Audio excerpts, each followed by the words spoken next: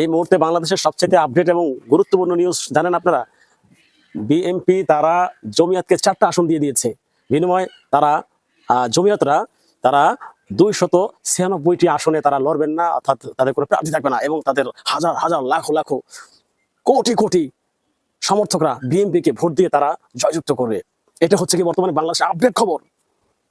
এবং সবচেয়ে আশ্চর্য আরেকটা বিষয় হচ্ছে কি, জমিয়তের যে জোনায়েদ আল হাবিব তিনি যে আসনে দাঁড়িয়েছেন, তার প্রতিদ্বন্দ্বী প্রার্থী বিএনপির একজন হেভিওয়েট সাবেক একজন নেত্রী অ্যাডভোকেট রুবেন ফারহানা, সে হচ্ছে কি তার প্রতিদ্বন্দ্বী। এবং তার সাথে ওই 4টা আসনে কিন্তু তাদের 4টা আসনে যেখানে পেয়েছে, সেখানে কিন্তু ইসলামী আন্দোলন বাংলাদেশ এবং জামাত সহ মোট 8টা দল, তাদের সাথেও কিন্তু তাদেরকে যুদ্ধ করতে হবে, তারপরে তাদেরকে ওখান থেকে জিততে হবে।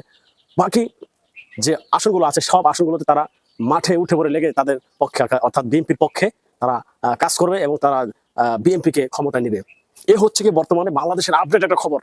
কিন্তু এই খবরে আপনারা কে কতটুকু সন্তুষ্ট হতে পেরেছেন না জানি না, কিন্তু আমরা একটা জিনিস আশ্বস্ত হতে পেরেছি, অন্তত ওই 4টা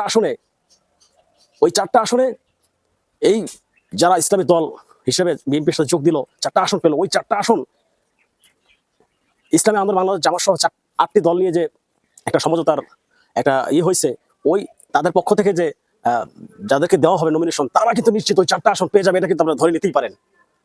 কারণ আপনাদেরকে আমি বুঝাচ্ছি, কারণ হচ্ছে গিয়ে অন্তত ওই 4টা আসনের যারা বিএনপি, যারা এবং তারা তৃণমূলে কাজ করছে, তারা কিন্তু কখনোই এই হুজুরদের ভোট দেবে না। এটা আপনারা আগেও বিভিন্ন দেখছেন, ভিডিওতে দেখছেন যে ধরে নেওয়া যায় 4টা আসন বিএনপি হারিয়ে ফেললো।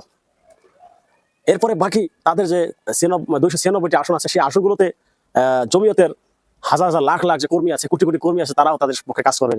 এটাও ধরে রাখেন, যেহেতু তাদের ওখানে ক্যান্ডিডেট নাই, তাদের কোনো প্রার্থী থাকবে না, সেখানে তারাও ওখানে ভোট দিবে না, এটাও ধরে নিতে পারেন।